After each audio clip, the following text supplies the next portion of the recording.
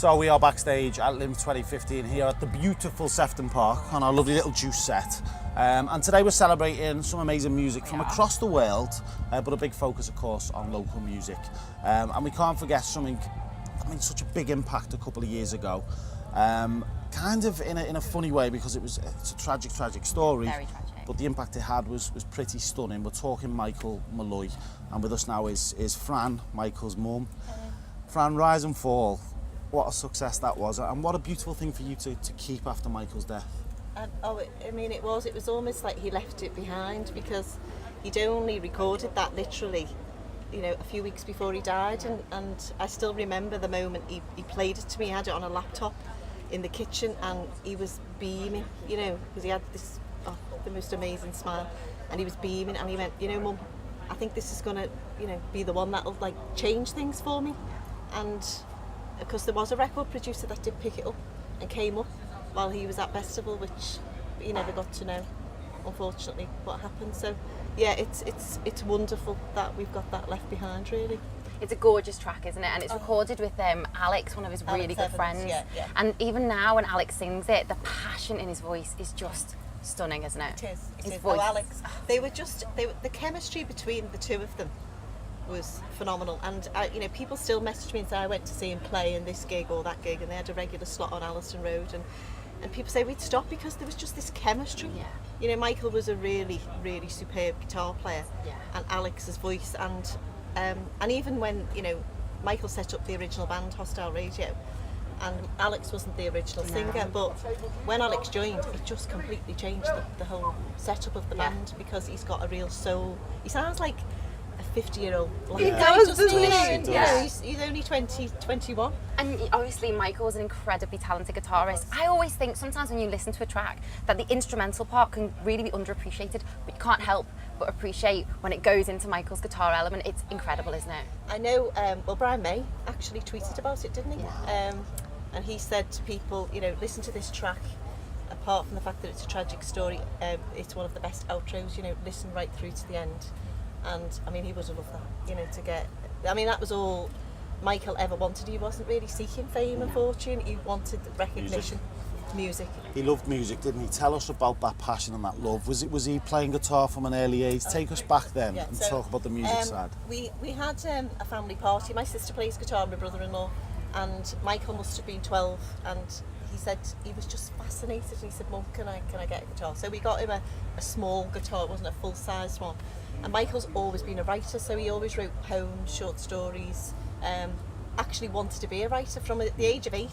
He was clear that's what he wanted to do. So the next thing was he started to play, and he turned that writing into music. And from the minute he picked up that guitar, I don't think he ever put it down. I don't think there was a day, and sometimes not even an hour, without the guitar. And I suppose that's the really painful part for me, is that there's no music in the house now. And there were times when I'd say, oh Michael, turn that guitar down, especially the electric one. He'd have it blasting. But he'd get up in the morning, guitar. Yeah. We'd have breakfast in it, back on his guitar. And if you look at all the photographs on Facebook and Twitter, there's big pictures of him at Anglesey on a beach. He's got the guitar on everyone. He's never ever dropped it for a minute. And it's amazing how you've used music to keep his memory alive. And the single Rise and Fall was a big campaign following his death, and it just did so well, didn't it? It did, and I think there's a lot of credit to Jay and to yourself, and people who really, really helped us get it out there, and obviously to Rob DeBank from Festival, because he launched it on his record label. And they came up from London and said, even though this is a tragic story, if it wasn't a good song, we're not going to risk putting it on our label. And they said, but this is something we will definitely record. And we've it went got off. to talk about today, because we're getting run out of time. Sorry. We've got to talk about LIMF. How special and how amazing. There were 40,000 people here yesterday, Fran. We're going to be doing a special tribute for Michael on stage, which me and Ellie are honoured to be doing.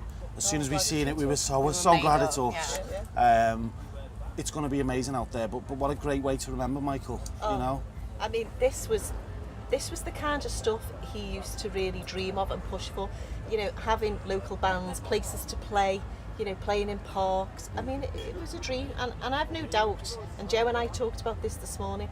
And I said, you know, there was no question if Michael had have been given that chance to live, he'd have been playing today. Yeah, of course he There would. is no, I mean, I think Rise and Fall, it was going to be a turning point, whatever, because, yeah, a record label had already picked it up. Yeah.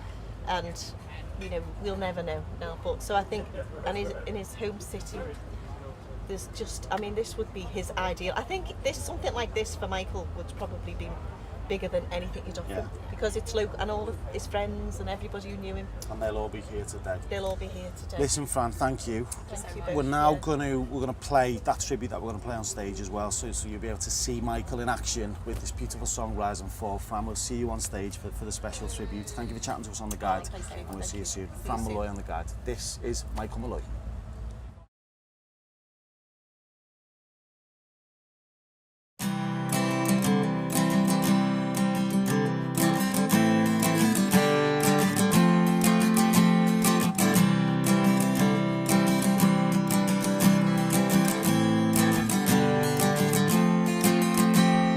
Love is a language we become wide. The ghost of our citizenship we can never hide. And this anchor has stuck below ground. A weight of words, it's only a sound. Leaving the ship was our rise and fall. We will sound the trumpet is our call. Send love to the heart of the big woods floor.